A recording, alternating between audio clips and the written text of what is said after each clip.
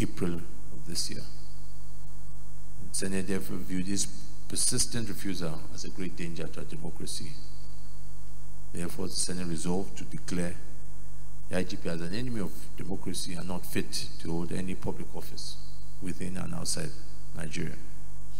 The leadership of the Senate was also mandated to look into the matter for further necessary action. Distinguished colleagues, is this a true reflection of what transpired in the closed session? Thank you. Leader of the Senate. Mr. President, very distinguished colleagues, the sixth order of the day is the second reading of the Sheriffs and Civil Process Act Amendment Bill 2018. Distinguished senators will recall that the bill was read the first time in this chamber on Tuesday, the 30th of January 2018. Mr. President,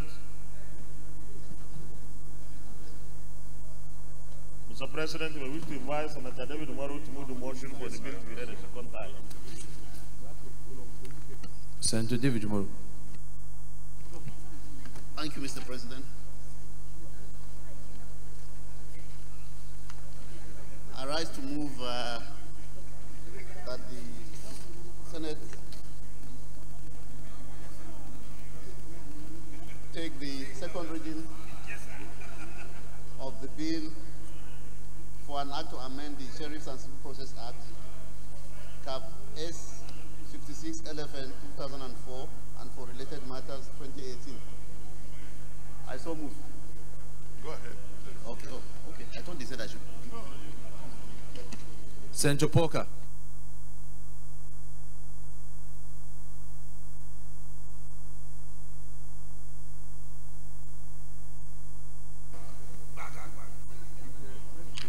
Okay. Mr. President, I rise to second the motion ably moved by my colleague, Senator Umaru. I so second, Mr. President. Distinguished colleagues, those in favor that...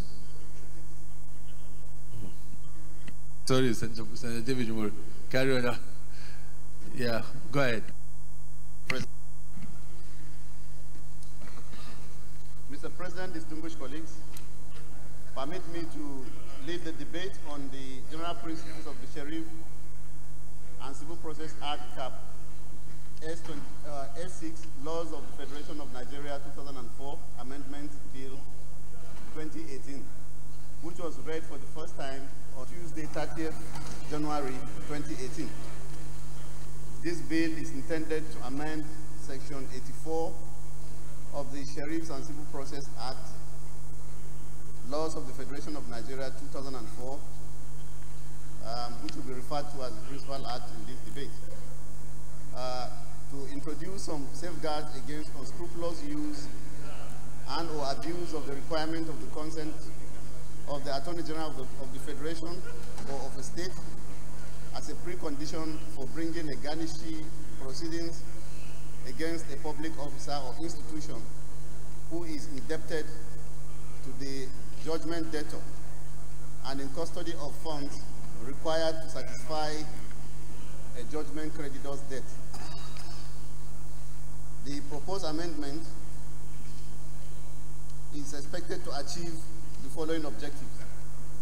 One, to ensure that the Attorney General of the Federation or of a state does not unreasonably or unscrupulously withhold consent to a judgment creditor who requests same as a prelude to the commencement of a garnishee proceeding. Two, to prevent the use of the said consent requirement provision by the AGF as a weapon to shield a garnishee and frustrate the commencement of garnishee proceedings contemplated against a custodian of public funds who may be sued as a garnishee by the judgment creditor. Three, to ensure transparent use of the consent provision by the AGF to serve the cause of justice and rule of law and not self-aggrandizement, so that court judgments are not rendered nugatory and ineffectual. Four, to dispense with the requirement of the AGF's consent as a precondition for the commencement of garnishee proceedings in situations where the AGF is privy to a money judgment for which garnishee proceedings is initiated, and to give effect to the recent decision of the Supreme Court reached on Friday, 15 December 2017, in the case of CBN against Interstellar Communications Limited and 3 others. Case number SC 500/2014, where the Apex Court held that the requirement of consent under Section 841 of the SCPA was by implication fully complied with, as the government itself, through the AGF, had negotiated the settlement of the judgment debt and taking steps to settle the debt before it later reneged. 5, to give the court the opportunity to review the AGF's exercise of the power to grant or refuse consent in garnishee proceedings, so that same is not left to his whims and caprices. Background of the amendment. Mr. President, distinguished colleagues, garnishee proceedings, otherwise known as garnishment, is a judicial process of executing money judgment whereby money belonging to a judgment debtor in the hands of or custody of a third party known as a garnishee is attached by order of the court in satisfaction of a judgment sum or debt. The primary law regulating garnishee proceedings is the Sheriffs and Civil Process Act, Cap S6 LFN 2004. By virtue of Section 83, subsection 1 and 2 of the SCPA, a third party, that is the garnishee, in control of or custody of money or debt belonging to the judgment debtor, may be served with an order requesting him to come to court to show cause why the judgment debtor's money in his possession should not be attached to satisfy the judgment debt. Section 84, subsection 1 and 2 of the Principal Act, however, provides that where money liable to be attached by garnishee proceeding, pursuant to Section 83(1), is in the custody or under the control of a public officer in his capacity or in custodia legis, that is legal custody. Consent to such attachment must first be obtained from the Attorney General of the Federation or of a state, as the case may be. Mr. President, distinguished colleagues, the requirement of consent of the Attorney General of the Federation as a precondition for the commencement of garnishee proceedings has presented a number of challenges which have become an embarrassment to the court and successful litigants desirous of enforcing money judgments through garnishment. For instance, in a number of reported cases, the Attorney General of the Federation, after participating in the adoption of the compromise agreement to liquidate money judgment obtained against government agencies, reneged and repudiated such agreements, and then turned round to challenge the competency of the garnishee proceedings for failure to obtain his consent. This is what happened in the case of CBN against Hydro Air Property Limited, case number CA/L/235/2012, and CBN Interstellar Communication Limited and 3 others, which were previously referred to. Over the years, the exercise of the AGF's power to grant consent for the commencement of garnishee proceedings has not only worked to stultify garnishee proceedings, but has by implication subverted the provisions of Section 287(3) of the 1999 Constitution as amended, which imposes an obligation on all authorities and persons, including the AGF, to enforce decisions of all courts established by the Constitution. It is not the intention of the legislature that Section 84, subsection 1 of the SCPA be used as an umbrella for government agencies to evade their legal and constitutional obligations. In conclusion, from the foregoing, the proposed amendment bill essentially dispenses with the requirement of consent of the AGF as a precondition to the commencement of garnishee proceedings by a judgment creditor against the custodian of a public fund in which a judgment creditor is entitled. Its passage will strengthen the integrity of the court judgments as contemplated under Section 287, subsection 3 of the Constitution, and further give legislative backing to the recent interpretation of Section 84, subsection 1 of the SCPA by the Supreme Court in the case of CBN against Interstellar. I therefore appeal to my distinguished colleague for overwhelming support for the second reading of this bill. Mr. President, distinguished colleague, this bill has no financial implication and no compendium is attached as required by Order 77.3 of the Senate Standing Orders 2015 as amended. I thank you for your kind attention. Senator Blair. Thank you, Mr. President. I'm Yahya Abdullahi, representing Cabinet. Mr. President, I think as much as I don't have anything against the intendment of this bill, but I think, and I am of the opinion really that it should go so that it can benefit from whatever discussions may be made at the committee level. But I think we have to be very, very careful.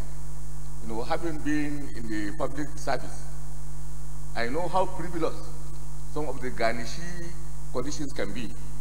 You know, some people can tie the entire resources of the government, you know, to a frivolous order obtained.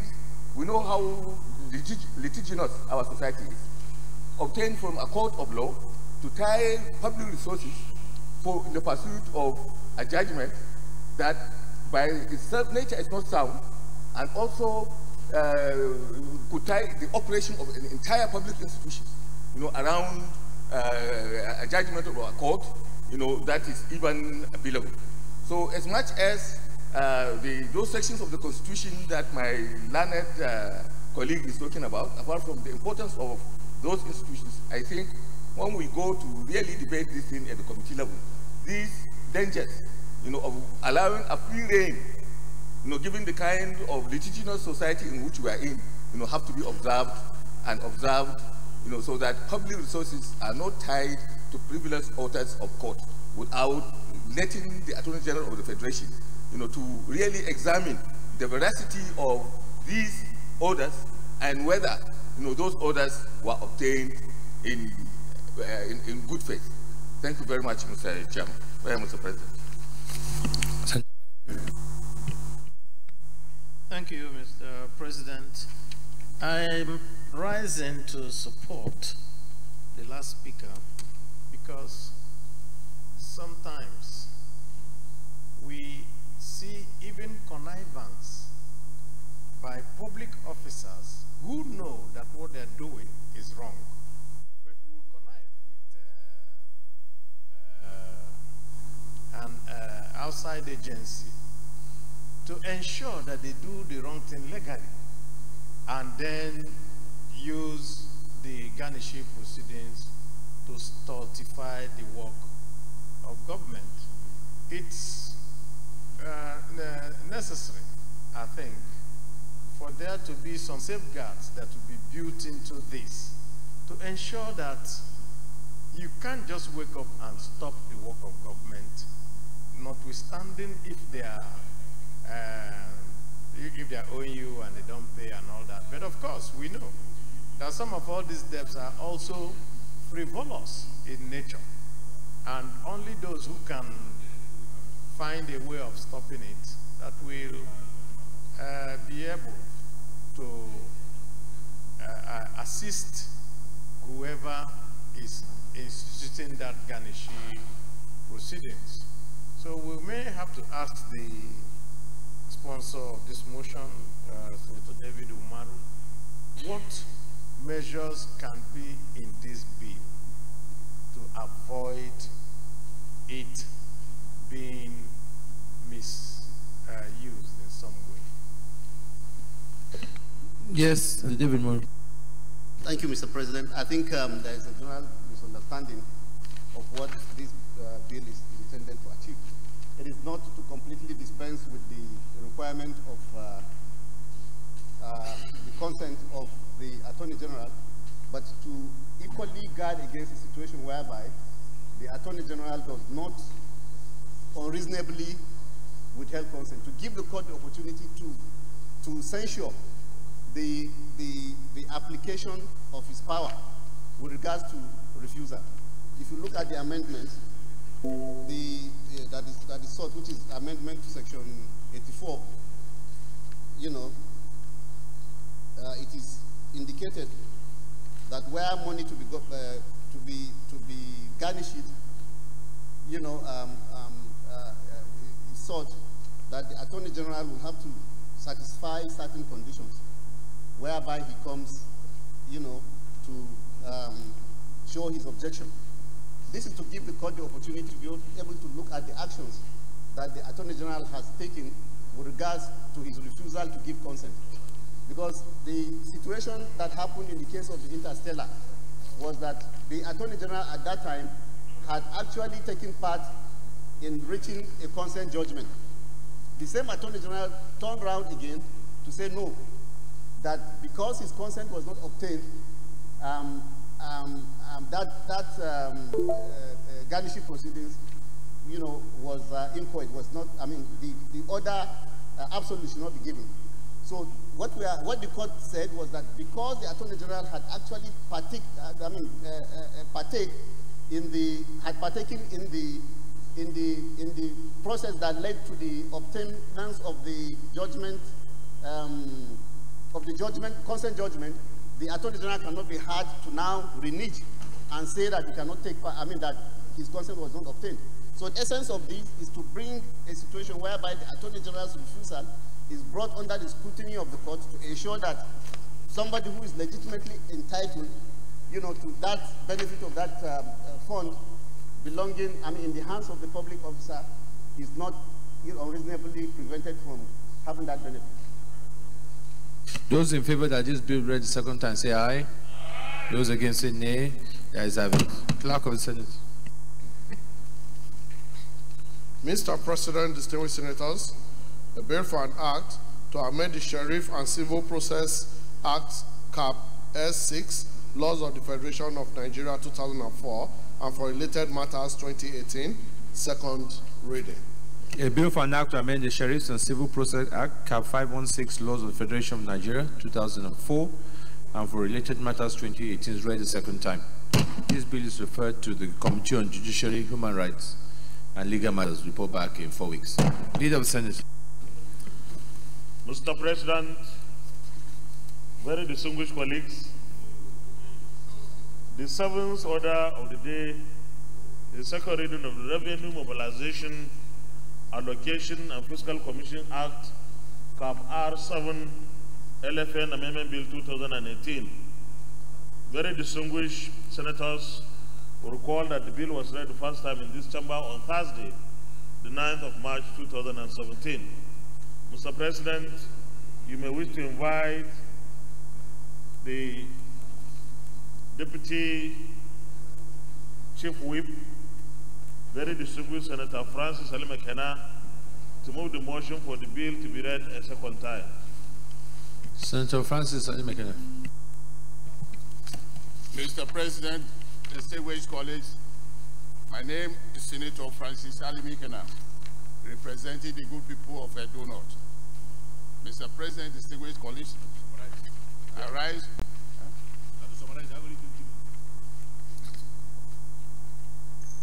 Mr. President, distinguished colleagues, permit me to lead the debate on the general principle of this very important bill, which was read the first time on Thursday, 9th March 2017.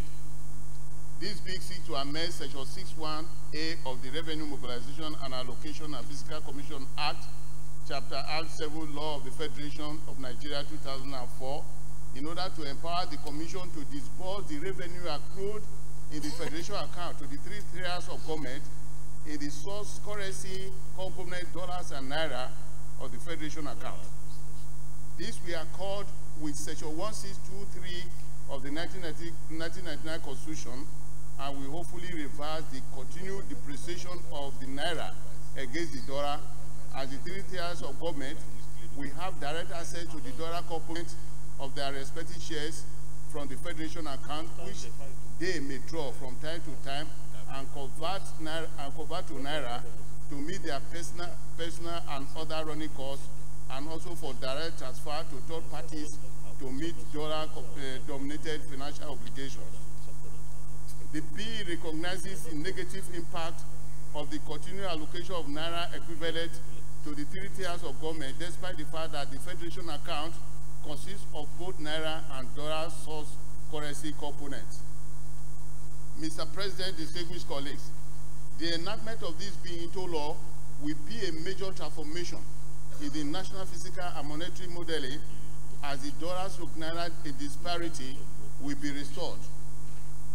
Section 1621 of the 1999 Constitution of the Federal Republic of Nigeria states that the Federation shall maintain a special account to be called the Federation account, into which shall be paid all revenues collected by the government of Nigeria, etc. While Section 1623 says that any amount standing to the credit of the Federation of the Federal account shall be distributed among the federal, states, and local government council in each state on such term and in such manner as may be prescribed by the National Assembly. The practice is that the CBN determines what is the equivalent amount as the dollar complement of the Federation account and converted and distributed accordingly. Mr. President, distinguished colleagues, it is important to remind us that Federation account consists of 2 components. Naira component, into which revenue earned in Naira are swept into by CBN every month, and the dollar component, into which dollars revenue earned from oil and gas operations and other sources are swept into by CBN from account maintained with the foreign bank JP Morgan and Chase etc. These parties have greatly harmed the value of Naira over the years, as the same Naira is taken back to CBN by the respective federative units for exchange into dollars wherever they have to meet their foreign currency obligation at a lower exchange parity with dollar. Mr. President, distinguished colleagues, the 3 tiers of government together, no doubt, constitute the biggest spender in the Nigerian economy. Their expenditure, particularly the capital expenditures, as foreign input components, which must be paid for with forex. What obtained currently is that because the federal, states, and local government do not have domiciliary account for their shares of the dollar revenue when they need to pay for their foreign input, which can be very significant in value, they go back to CBN with Naira either created by same CBN for their dollar revenue and beg CBN to sell the same dollar to them. This is the worst form of round tripping, and it has remained one of the major reasons why the Naira continues to depreciate against the dollar even when the price of crude oil is very high, and will remain so until the provision of Section 162 of the 1999 Constitution are complied with, thereby deny the federative unit their rightful share of dollar revenue. Is like cutting one's nose to spite his face. The damage done to our economy by this practice is unquantifiable, and it must stop if we ever hope to arrest the continued depreciation of the Naira. This bill, therefore, is a patriotic call to reverse this trend. We must remember that in the early 80s, the Naira exchanged for less than 70 kobo to dollar. Today, it is somewhere around 360 Naira to a dollar. What a fall for the national currency of a nation that has been adjudged the biggest economy in Africa. We must critically look at this issue with a high sense of patriotism. We cannot afford to bequeath a near worthless national currency to our future generation of this great country. Our children will not forgive us if we are at the crossroad today as far as the medium of exchange in the economy is concerned, and call for increased production and productivity will mean very little if we need to use a wheelbarrow of Naira to go to the market to buy a tuber of yam. We can make a difference and be remembered for repositioning our economy by making Naira strong again as a respected medium of exchange and store of value.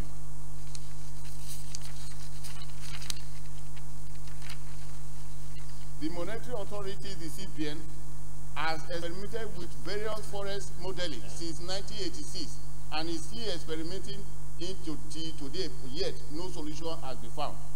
Madness, they say, is doing the same thing over and over again and expecting a different result. The enactment of this amendment B will empower the federating units to open and maintain domiciliary account with CPN, into which their shares of dollar revenue accrued in the federation account is paid into. When they have settlement to meet in foreign currency, they simply do this. They simply do with corporate entity, do and apply to CPN to transfer from their domiciliary account to the foreign beneficiaries. Of course, necessary control will be put in place to ensure the system is not abused. Again, when the federating units need more naira to augment their naira requirement shares from the federation account to meet their local obligation, they also apply to CPN, who need not create new naira notes, which fuels inflation, but sell the dollar to the public and withdraw naira from them for use by the federating units. In this way, naira is being recycled and inflation is automatically controlled. The harmful effect of official round-tripping at the sub-national and national level due to the substitution of dollar revenue for naira before sharing to the federation unit will be eliminated, and this will no doubt enhance the value of the naira. Mr. President, distinguished colleagues, this bill is therefore a solution package to reduce the naira from each free fall and solve a national economic malaise that has appeared to defy solution. I therefore urge you to support this bill for second reading. I so move. Senator Gobri. Thank you very much, Your Excellency, distinguished colleagues. Your Excellency, I rise to support this very important bill because economically, if you look at it, this is going to reduce the pressure that is exerted by the dollar to the naira. Because if the states and the local governments have their own share of this dollar component, then there will be no need for them to start coming back again to start asking for dollar and then putting pressure on the naira and then thereby devaluing it. So the only thing that we have to do is to check the excesses, because there will be round tripping most likely, whereby the states will take this dollar and at the end of the day will now come back and sell this dollar at exorbitant price, and then at the same time there will be the same problem. So I think we have to look at this issue. But I support this bill. I believe we should give it a quick passage. Thank you. Yes, Minority Leader. Mr. President, distinguished colleagues, I just want to commend the Deputy Majority Whip for bringing this up. And I just said it's a step in the right direction. Honestly, what has happened in the CBN in the years past have been the multiple or numerous exchange rates. And so sometimes when states earn money in dollars from the oil and gas revenue, it is left to the CBN to determine what rates they will use in exchanging the money and then giving it back to the states. And sometimes if they do so at 198, the states get really shortchanged. And sometimes 300, 305 and all that, when what is prevailing in the market may be up to 360. So I think this is a step in the right direction so that the destiny of the states could be in their own hands and the local government. And outside that, it will also help to stop what we may see as possible, not just the round tripping, because that is an aspect of another connotation of corruption that must have been going on in the attempt to do this. So this is a very good bill. I support it in totality, and I think it's something that must go for secondary. So congratulations, sir, for this. Senator Baraj Jibril. Thank you, Mr. President. I am Baraj Jibril, African Kano North. Mr. President, my leader, really wants to make sure that the states, federal units, states and local government have the best deal possible in the sharing of money accruable to our federation account. But I think as a nation, we should look beyond that. We should look at our national pride. We should understand that Naira is our national identity in terms of our currency. It's our currency. It stands as a national identity. If we begin to do this, go in line with the intendment of this bill, we'll be downgrading our own currency and then promoting a foreign currency. We'll be dollarizing, the economy. So we need to be very careful, because as time goes on, you find out local government begin to make transactions in dollars, we'll be paying in dollars, making payments in dollars. States will be making payments in dollars, and I don't think it's good for our nation. It will touch the foundation of our national currency. We will forget about, workers will be demanding that it's paid in dollars because local governments are having money in dollars. Let's remember that when you talk of those who are entitled to these funds, local governments are also involved. So we need to be very careful. I sympathize, I understand that he wants to give the federal units the best day possible, but we need to be very, very careful. But I support that this bill should go to the next level, so that we can look at that at committee level to find out whether this is good for us or not. I say submit. So, those in favor that this bill read second time, say aye. Aye. Those against, say nay. The ayes have it. Clerk of the Senate. Mr. President, distinguished senators, the bill for an act to amend Section 6 of the Revenue Mobilization, Allocation, and Fiscal Commission Act, Cap R7, Laws of the Federation of Nigeria, 2004, and for other related matters therewith, 2018, second reading. A bill for an act to amend Section 6 of the Revenue Mobilization, Allocation, and Fiscal Commission Act, Cap R7, Laws of the Federation of Nigeria, 2004, and for other matters, and for other related matters therewith, 2018, second reading, take it. This bill is referred to the Committee on National Planning and report back in 4 weeks. Leader of the Senate. Mr. President, very distinguished colleagues. Mr. President, I feel that we have come to the end of today's session. And because we have very serious congresses to take place next week, I will move that we stand down the consideration of all other items on the order paper of today till another legislative date.